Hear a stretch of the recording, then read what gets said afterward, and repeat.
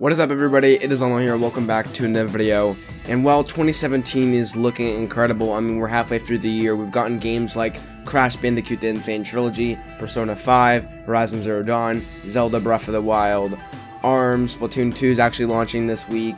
Just this whole entire year, you know, Ghost Recon, even Nier Automata. This year is exceptionally special, and while we're only halfway through it, you know, we're in July now, mid-July, so we're going towards that second half of the year. So I really want to make a video about the 5 games we have left this year that excite me the most. Now, these 5 games are probably games that I'm going to be for sure picking up. You know, the rest of the games that are not on this list are kind of like, you know, up for betas to impress me, to see if they can persuade me to buy the game or if I'm going to be surprised by it. So, you know, these games are kind of like for sure bets to me. Like, these are the games I'm going to be buying first whenever they come out. And especially, like, you know, when we get closer to number 1, 2, 3, I might even have some of these games, you know, already have money saved up for it. So, you know, I just want to start with number 5. You know, this is a game that excites me a lot. I think you guys saw my reaction to this video like a while back. This is pretty much the only reason I stayed up for Bethesda's conference, and that's Wolfenstein: The New Colossus. Now, Wolfenstein: The New Order and The Old Blood were great. I played about halfway through The Old Blood, and I finished the whole New Order, you know, completely just recently, and man, they're really just good shooters. Like, they're really solid shooters.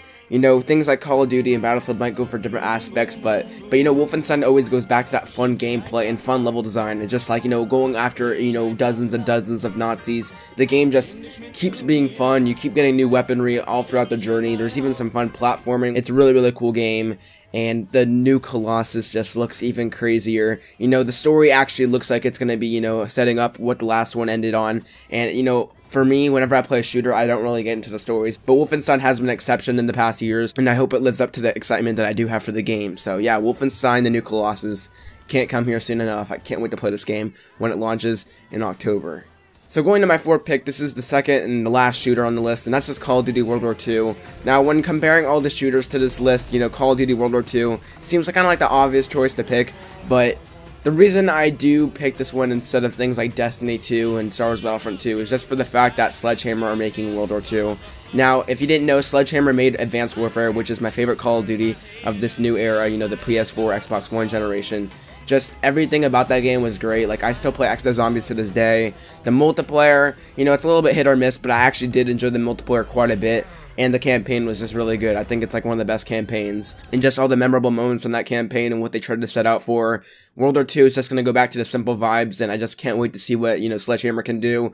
You know, the whole World War II zombie things that's getting teased and leaked, you know, the full reveals later this week, so it's already looking phenomenal. You know, zombies are always a big part of a Call of Duty purchase to me, because, you know, they're one of the most replayable parts to the game that you just want to keep playing with friends. So yeah, Call of Duty World War II is just hitting all the right strokes for me, and I just can't wait to play the game later this year. And yeah, Sledgehammer is just doing all the great things, and they're kind of proving to me why they're my favorite developer past Treyarch even, so that's pretty surprising. So yeah, going into my 3rd pick is another series that has kind of been like yearly traditions, but this one's a different case, just like Call of Duty World War II. And that's because the Assassin's Creed franchise took a break last year, and they're coming back strong with Assassin's Creed Origins. Now, if you didn't know, Assassin's Creed Origins actually is being developed by the same people that made AC4 Black Flag, which is by far one of the best Assassin's Creed games you could find. And taking a year off, they're really innovating in terms of a lot of things. You know, some things still look a little bit like they can be very good changes or very bad changes in terms of things like the combat, but they're doing something new, and if this does hit on all, like, you know, things they're setting out for, which it most likely will considering their track record with AC4, this game really does look like it's going to be one of the strongest Assassin's Creeds we've ever gotten. You know, things like having your eagle vision actually be an actual eagle, and things like the new and improved combat just really excite me, and it just really feels like Assassin's Creed is not doing the yearly tradition thing, and they're just setting out to do something new, and the setting looks phenomenal as well. It looks huge, it looks very inviting, very fun to play around in, and just October 27th is just going to be a crazy day in terms of the games that come out that day, and it's going to be a very exciting time. I'm definitely going to be picking up Assassin's Creed Origins. You guys know that Assassin's Creed is definitely one of the series that I got started with as a kid. You know, I played the first one back in the day at 2007, 8, I think it was, and just, you know, 10 years later, here we are, and hopefully this will be one of the best in the franchise. So yeah, Assassin's Creed Origins definitely excites me, and I can't wait to play it.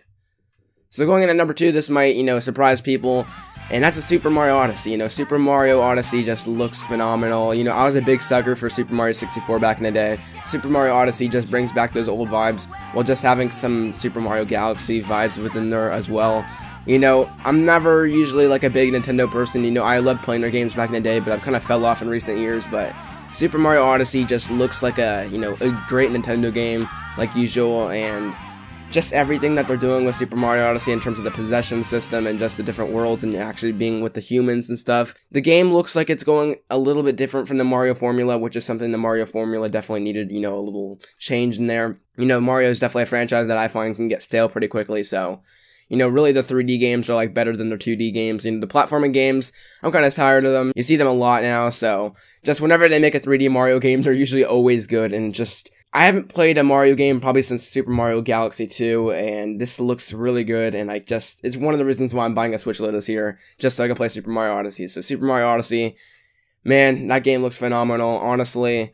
This and number 1 are just like the 2 games that are going to be great this year and probably going to be up there in the 9s and 10s and just game of the year contenders for me. So going to number 1 after Super Mario Odyssey is definitely something that everybody sees coming. Uncharted: The Lost Legacy. Now, Naughty Dog has been working very hard for the past year with like pretty much their main team, I believe.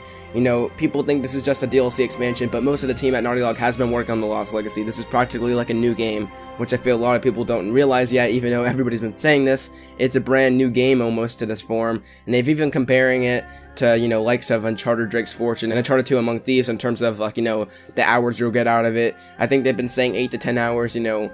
I don't really know if I believe that whole 10-hour thing, but if they can at least give you 8 or something like that, that's going to be crazy. And just, I don't think people are expecting this, like a full Uncharted game is literally coming out in a month, which excites me beyond belief. You know, Chloe as the main protagonist is very exciting because we haven't really seen her that great since Uncharted 2. Of course, she was in Uncharted 3. She was good in that too, but I feel like Chloe hasn't really hit her stride since Uncharted 2.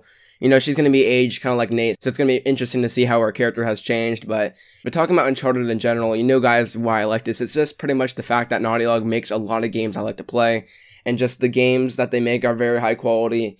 And I know what to expect when going to Uncharted: Lost Legacy, and I just hope they don't, you know, bring me down. Uncharted 4 was a great game last year, and I just can't wait to see what this expansion does add to it. So what are we at, like 5 weeks until the game comes out? 4 to 5 weeks. That's very exciting, and we're kind of like on home stretch at this point. So yeah, those have been the 5 games that I'm looking forward to playing for the rest of the year. This year's already been crazy, as I said. Zelda, Breath of the Wild, Horizon Zero Dawn, Crash Bandicoot, Insane Trilogy, just to name a few.